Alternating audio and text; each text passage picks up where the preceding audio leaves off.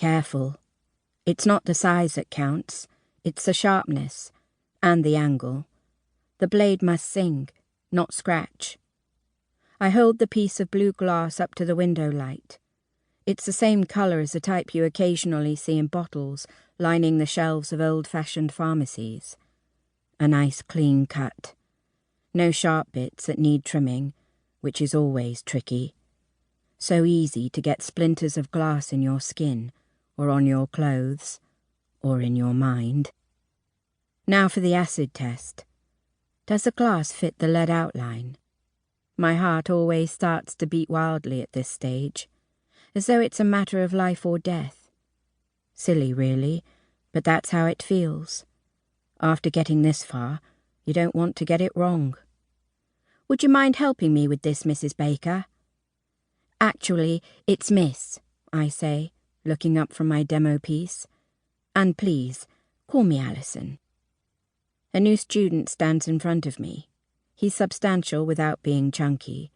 6'1.5" at a guess, and 3 inches or so taller than me.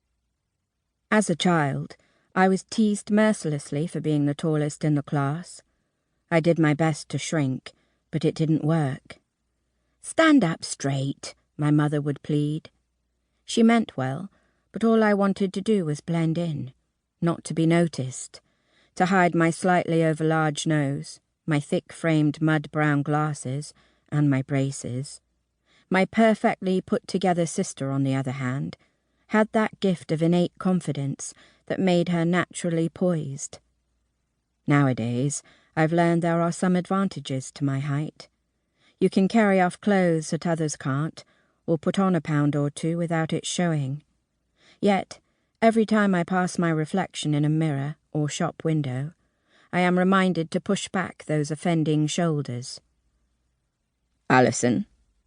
I am jolted back to the present.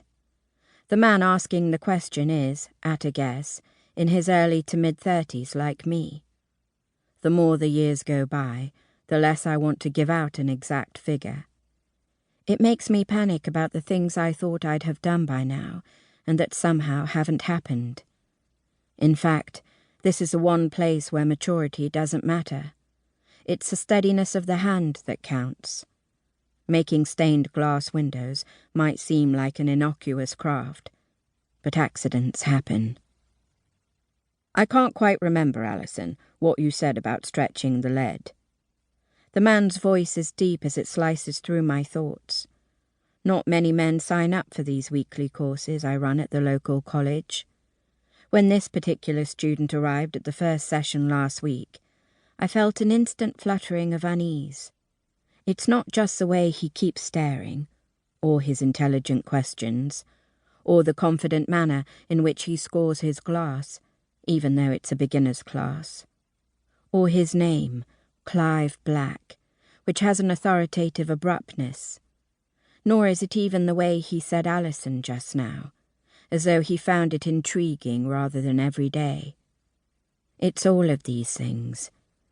And something else, too, that I can't put a finger on.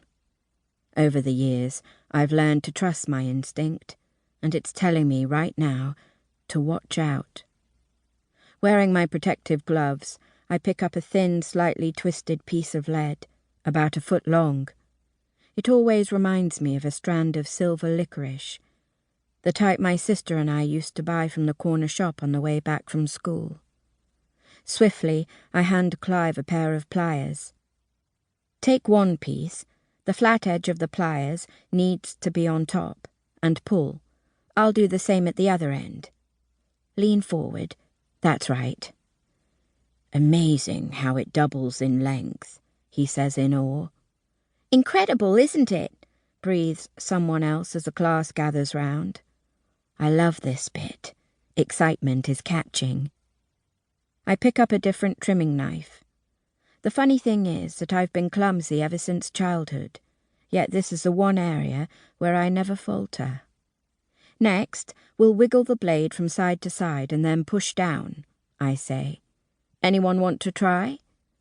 I address my question deliberately to a horsey-faced woman who has been in several of my courses.